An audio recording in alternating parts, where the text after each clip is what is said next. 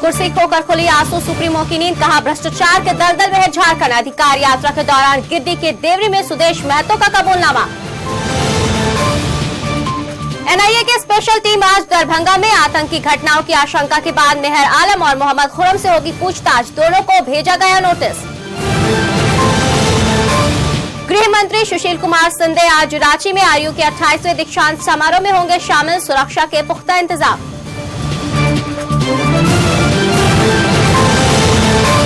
कटिहार में 10वीं की छात्रा के साथ दबंगों ने किया दुष्कर्म, अगवा कर महीने भर रखा कैद। किशनगंज में रेप पीड़ित 7 साल की मासूम ने इलाज के दौरान तोड़ा दम।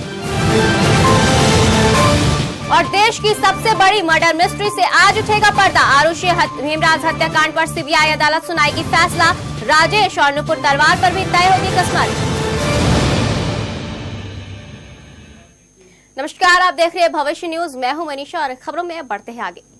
नेता इतनी तेजी से रंग बदलते हैं कि उन्हें देखकर गिरगिट भी शर्मा जाए। जब सत्ता में रहे तब हर ओर रामराज का दावा और सत्ता हाथ से निकलते ही दूसरे के हाथ जाए तो हाय तौबा। यही नेताओं का सगर हो गया है। आसू सुप्रीमो सुदेश महतो भी इससे अछूते नहीं है। हालांकि युवा नेता होने के नाते झारखंड की जनता को उनसे विशेष उम्मीद है, लेकिन सुदेश है कि लोगों की आंखों में धूल झोंककर ही अपनी राजनीति चमकाना चाहते हैं। गिरिडीह के देवरी में उन्होंने जो कहा वो इस बात की बखूबी तस्दीक दे रहा है। अपनी अधिकार यात्रा के दौरान देवरी पहुंचे सुदेश महतो ने कहा कि भ्रष्टाचार झारखंड में जड़ जमा चुका है। पंचायती राज की स्थापना होने के बाद भी राज्य 13 सालों से नेताओं के चंगुल से नहीं निकल सका। गौरतलब है कि उनके सत्ता से बाहर हुए बहुत कम ही वक्त हुए हैं, जबकि ज्यादातर वो सत्ता में साझेदार रहे। अब सवाल यह है कि उनके लंबे शासन काल में अगर उन्होंने सुशासन कायम नहीं किया था तो क्या भ्रष्टाचार महज कुछ महीनों में ही वर्षों के सुशासन पर हावी हो गया।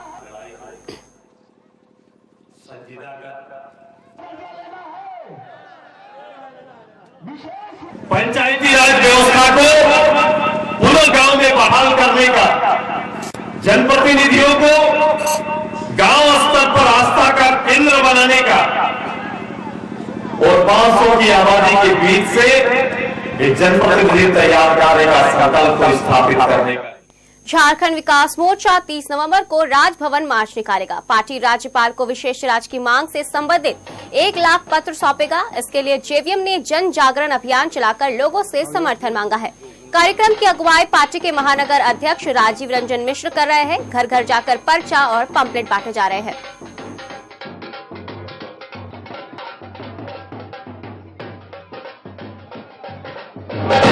30 नवंबर को हम लोग महामहिम राजभवन का जाकर ज्ञापन सौंप रहे हैं 1 लाख नौजवानों का।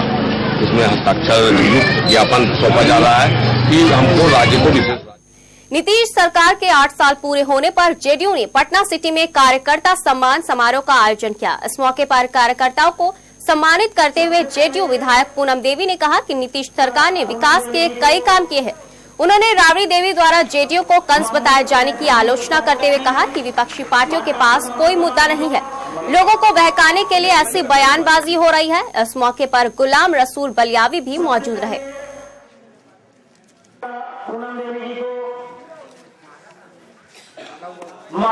8 वर्षों में हमारी पार्टी ने बिहार का एक जो नक्शा बदला है वो सचमुच में देश में ही नहीं दुनिया में इसका यह चर्चा का विषय है।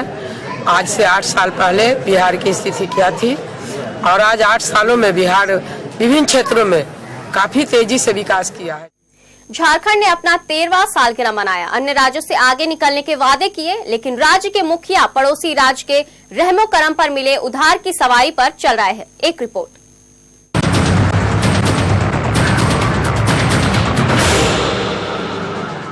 झारखंड के ऊपर उड़ता ये हेलीकॉप्टर उधार का है, जिस पर सवारी कर इतरा रहे हैं झारखंड के मुख्यमंत्री हेमंत सोरेन।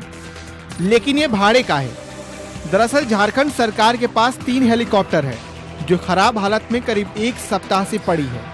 मामले का खुलासा तब हुआ जब स्थापना पखवाड़ा में शिरकत करने हेमंत सोरेन पलामू पहुंचे, जिसके लिए पड़ोसी राज्य बिहार से भाड़े पर हेलीकॉप्टर मंगवाया गया था।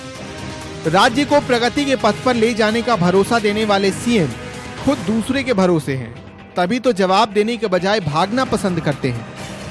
जबकि अंदाजे बयान में माहिर सरकार के शुभचिंतक उधार लेने की बात को रीति रिवाज बताते हैं। झारखंड स्थापना के 13 साल बाद भी कई नीतियां, कई दस्तावेज और यहां तक कि कई नियम कानून भी या तो बिहार के कब्जे में है या फिर उन्हीं के तर्ज पर चल रहे हैं। तो आखिर जनता क्यों न कहे कि उधार पर बाजार नहीं लगता। भविष्य न्यूज के लिए पलामू से आशीष की रिपोर्ट। रांची विश्वविद्यालय के दीक्षांत समारोह में शिरकत करने गृह मंत्री सुशील कुमार सिंधे रांची आ रहे हैं। केंद्रीय गृह मंत्री के आगमन को देखते हुए जिला प्रशासन सुरक्षा का पूरा ख्याल रख रही है। उपायुक्त विनय कुमार चौबे और एसएसपी भीम सिंह टूटी ने बिरसा मुंडा एयरपोर्ट का जायजा लिया। एसएसपी ने बताया कि पुलिस सुरक्षा पर पूरा ध्यान दे रही है। समारोह मोराबादी स्थित दीक्षांत स्थल पर दिन के 11 बजे शुरू होगा। समारोह के मुख्य अतिथि केंद्रीय गृह मंत्री सुशील कुमार सिंधे होंगे।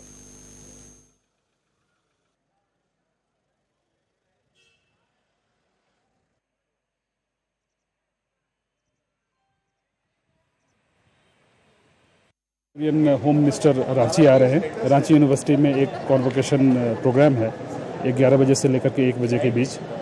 तो सुरक्षा व्यवस्था का आज डीसी साहब के साथ हमने जायजा लिया है और जितनी भी उसमें शॉर्टकमिंग्स थी वो पॉइंट आउट करके उसको रेक्टिफिकेशंस के ऑर्डर्स इशू किए हैं। सुरक्षा व्यवस्था में हमारी ओर से कोई कोताही नहीं बरती जाएगी और जितनी जरूरत है उतनी हमारी ओर से दी जाएगी। देश की सबसे बड़ी मर्डर मिस्ट्री आरुषि हेमराज हत्याकांड के मामले में विशेष सीबीआई अदालत सोमवार को फैसला सुनाएगी। करीब 5.5 वर्ष पुराने इस मामले में विशेष न्यायाधीश एस लाल डॉक्टर राजेश तलवार और उनकी पत्नी नुपुर तलवार के खिलाफ 15 महीने तक चली सुनवाई के बाद 25 नवंबर को फैसला सुनाएंगे। राजेश तलवार और उनकी पत्नी नुपुर तलवार फिलहाल जमानत पर है। राजेश और नुपुर तलवार पर 14 साल की अपनी बेटी आरुषि और नौकर हेमराज की हत्या के साथ सबूत नष्ट करने के आरोप है। यह हत्याकांड 15 से 16 मई की रात 2008 को नोएडा के जलवायु विहार स्थित आवास पर हुआ था।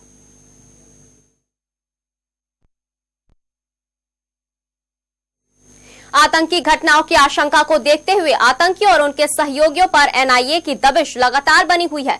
इसी कड़ी में एनआईए की स्पेशल टीम आज दरभंगा आएगी। टीम अशोक पेपर मिल थाना क्षेत्र के सिंधौली गांव निवासी मेहर आलम और मोहम्मद खुरम से पूछताछ करेंगी।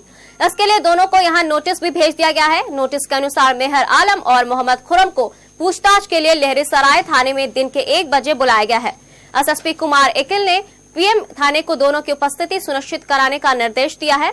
एनआई की गिरफ्त से छूटने के बाद मेहर आलम और उनके पिता महमूद आलम अभी गांव में ही है, जबकि उस पर मुजफ्फरपुर के नगर थाने में एनआईए की ओर से रियासत से भाग जाने का मामला दर्ज है।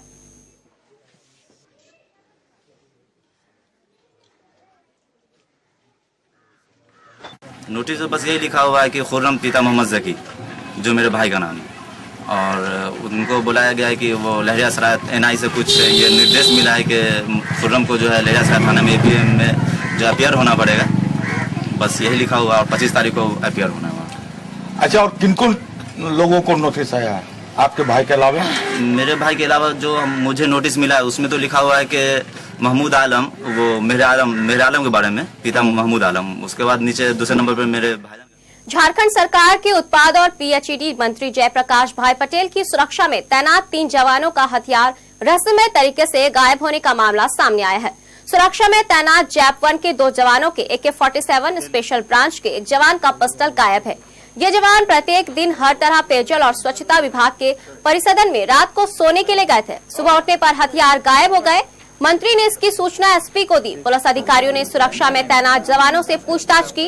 हालांकि मीडिया को इस संबंध में कुछ भी नहीं बताया गया है।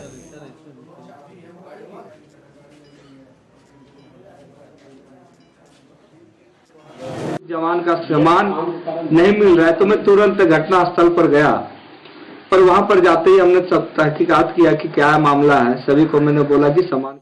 खबरों में यहाँ रुकेंगे एक छोटे से ब्रेक के लिए। अन्य खबरों के साथ जल्द होंगे हाजिर।